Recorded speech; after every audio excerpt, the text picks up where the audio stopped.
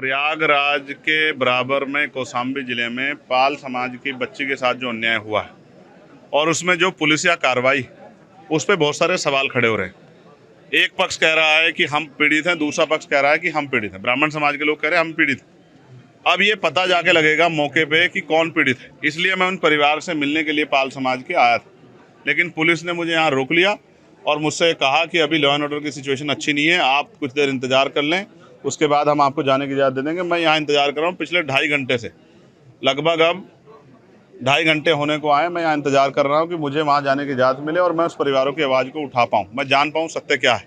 इसी तरह करछना में जो अन्याय हुआ कि एक शेड्यूल कास्ट के व्यक्ति को जला के मार दिया, उस परिवार को न्याय मिले, उस परिवार के साथ जो डर भय का माहौल है खत्म हो, उसके लिए मैं यहाँ हूँ। लेकिन अभी तक पुलिस ने कोई ठोस जवाब दिया। मैं कुछ देर और इंतजार करूँगा। अगर पुलिस ने जो वादा किया है कि हम आपको जाने देंगे या परिवार से मिलाएंगे, अगर पुलिस पे खरी उतरती तो फिर मैं कूच करूँगा, कौशाम्बी भी जाऊँगा और करछना थाने वाले परिवार से जाकर उनसे मिलूंगा, उनकी न्याय की लड़ाई को मजबूत करूँगा। आप धरने पे भी बैठे हैं, क्या कारण है? मैं इसीलिए बैठा हूँ कि क्या उत्तर प्रदेश में कानून व्यवस्था इतनी कमजोर हो गई है कि एक सांसद अपने परिवार से नहीं मिल सकता है? क्या हो गया उत्तर प्रदेश में? हम इलाहाबाद में, जहाँ पूरे उत्तर प्रदेश के लोग आते हैं न्याय मांग रहे हैं, हम तो लंबे समय से मेरठ में हाईकोर्ट की बेंच की मांग को भी उठा रहे हैं, लेकिन इलाहाबाद में इसलिए मुझे तो रोका गया। अपराधियों क्यों रोका गया? यहाँ 500-700 पुलिस लगा के क्यों रोकना चाहते हो? क्या एक परिवार से नहीं मिलने की छूट दे सकते हो आप लोग? तो मैं तो कह रहा हूँ मैं अकेला जाऊँगा, आपके साथ जाऊँगा, आप ले चलो, लेकिन मुझे मेरे परिवार से मिलाओ, मैं उनकी तकलीफों को जान दो। अभी उस माँ से मेरी बात हुई जो बच्ची की माँ है, उन्होंने कहा मेरी बच्ची की हालत आके देखी, हमारी हालत आके देखी, हम यहाँ डर के साए में, हमारी मदद कीजिए, हमारी आवाज़ उठाइए। तो पुलिस मुझे क्यों रोक रही? क्या पुलिस किसी चीज़ को छिपाना चाहती है? क्या पुलिस दबाव में काम कर रही है? मैं तो मानता हूँ पुलिस कभी दब नहीं सकती, लेकिन इस बात को जानना पड़ेगा कि सब क्या हो रहा है। मैं तो पुलिस का सबसे बड़ा हितैषी, सब जगह आवाज़ उठाता हूँ, पार्लियामेंट में भी आवाज़ उठाता हूँ, सड़क पर भी उठाता हूँ।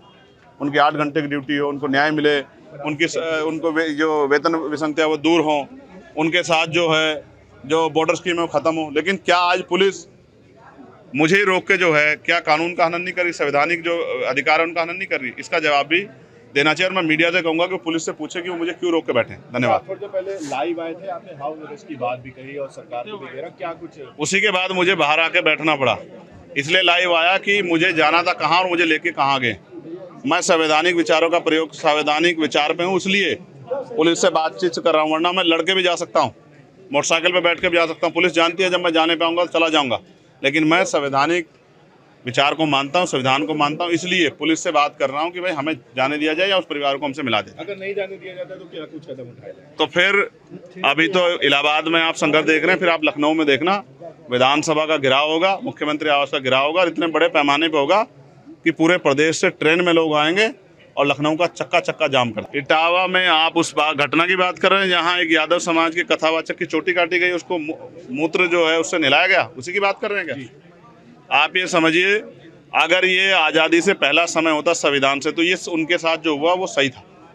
वहाँ शूद्रों को मंत्र उच्चारण करने का और मंत्र को श्रवण करने का अधिकार नहीं था। कोई शूद्र अगर मंत्र सुन लेता था, उसके कान में पिघला के लोहा डाला जाता था। कोई मंत्र अगर शूद्र जो है मंत्र का उच्चारण कर लेता था तो उसकी जीभ काटी जाती थी।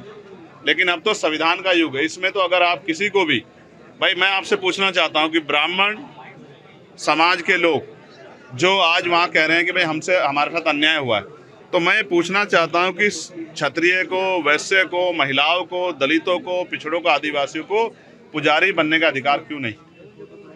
इसका क्या जवाब है आपके पास? कि आपके पास क्या जवाब है कि संविधान जब सबको बराबर का अधिकार देता तो पूजा करने का अधिकार तो सबको है, कावड़ पे जाने का अधिकार सबको है, लेकिन पुजारी बनने का अधिकार क्यों नहीं है? बाबा साहब अम्बेडकर ने तो पूजा करने के लिए, मंदिर में जाने के लिए, पूजा करने के लिए नहीं, मंदिर में जाने के लिए संघर्ष किया था, कालाराम मंदिर में। तो क्या आप पुजारी बनने के लिए संघर्ष करना पड़ेगा? लेकिन मेरी लड़ाई दूसरी है, वैचारिक लड़ाई। मैं उनका स्वागत नहीं करूंगा, उनके साथ अन्याय हुआ इसलिए मैं उनके साथ खड़ा हूँ, लेकिन मैं चाहता हूँ कि वो भगवान बुद्ध के विचारों की कथा करें, गुरु रविदास जी के, गुरु नानक जी के, गुरु कबीर जी के, प्यारेलाल यादव जी के, बाबू जगदेव प्रसाद कुशवाहा के, संत गाडगे जी के, नारायण महाराज, नारायण गुरु के, बाबू जो है शिवदयाल चौरसिया जी के, महामना रामसु वर्मा जी के, अर्जक संघ वालों के, फूले जी के, साहू जी के विचारों के, बाबा साहब अम्बेडकर, काशीराम जी के, मुलायम सिंह जी के विचारों का प्रचार करें, तो मैं उनकी लड़ाई को सामने खड़े होकर लड़ूंगा।